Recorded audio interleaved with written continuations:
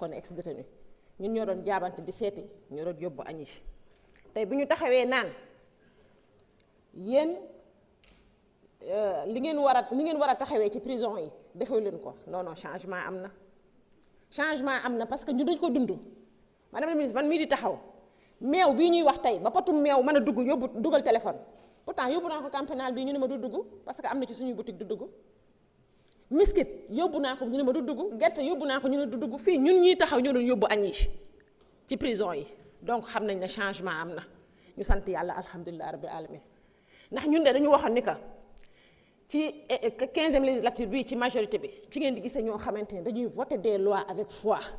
tricherie indiwuñu fi politicienne indiwuñu fi lépp lu ñuy def dañ koy teg ci aqulaayu taala ndax dafa am koo xam ne mooy suñu royukaay ci politique bii ñuy def te ci yoon woowu la ñu nekk ba léegi. madame la ministre ni ko suñu frère léegi Guy Marius Sagna waxee ci summi yaramu neen bi mu wax léegi ñu dañ ko dund depuis 2021 ci les 17 linguères yi nga xamante ne sama jumelle honorable Mame Mariama Dari ci la bokkoon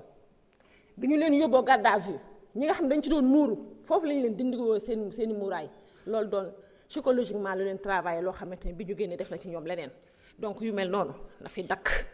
yooyu noonu dafi war a jeex. beneen bi may ñëwaat aussi mooy que ne prisonniers yi pourtant war nañu mën a amal njëriñ ndax nag dañoo war a nekk ñoo xam dañuy participer doo nekk ay acteurs de développement waaye pas tëj leen rek mu nekk ay charges yoo xam ne investissement bu méttay nekk ci état bi di yóbbu lekk di joxe naan te fekk mën nañu amal njariñ boo xamante ni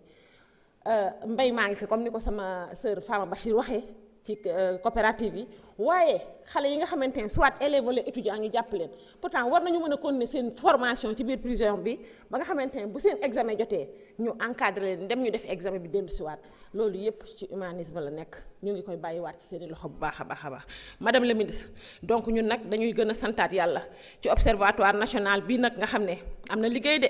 ndax xam nañ lu tax ñu ne am nañ liggéey parce que ñi ñu ko seqal dañoo doon ñoo xamante ne ay militants yu jóge prison dugg palais ak ay militants yu jóge prison ñëw fii ci assemblée nationale bi di légiférer donc kon xam nañ ni que liggéey moom dina am bu ci kàttanu yàlla ak mbaaxam duma bàyyi te waxuma nag ci kaw Mancabou parce que dafa nekkoon cas boo xamante ne dama doon ñaan yàlla fan laay taxawee wax ci sama baat ci kaw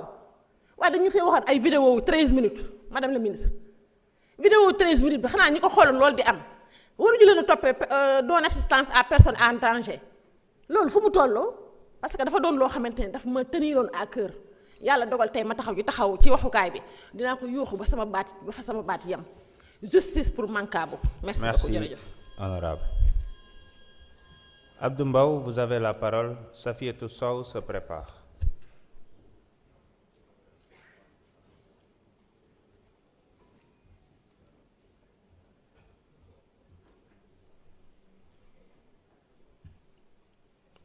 Merci, Monsieur le Président, Madame les ministres, Madame, Messieurs les collaborateurs des ministres, mes chers collègues. Madame la ministre, je voudrais d'abord jaale Sénégalais yëpp ci étudiant bi nga xamante ni il a été tué par votre régime à l'université et nous demandons justice et que étudiants yi nga xam ne jàpp nañ leen bëgg leen a jiiñ li nga xam ne moo am ngeen situer toutes les responsabilités te bàyyi étudiants yi ñu ñibbi seen kër étudiants yi du ñu ay woyu du ñu ay bandits du ñu ay brigands. Madame la ministre de la Justice, le sujet que vous nous apportez aujourd'hui n'est pas nouveau. Le Sénégal dispose déjà de la loi numéro 2009-13 du 2 mars 2009 créant une institution indépendante chargée de contrôler les conditions de détention, prévenir la torture et veiller au respect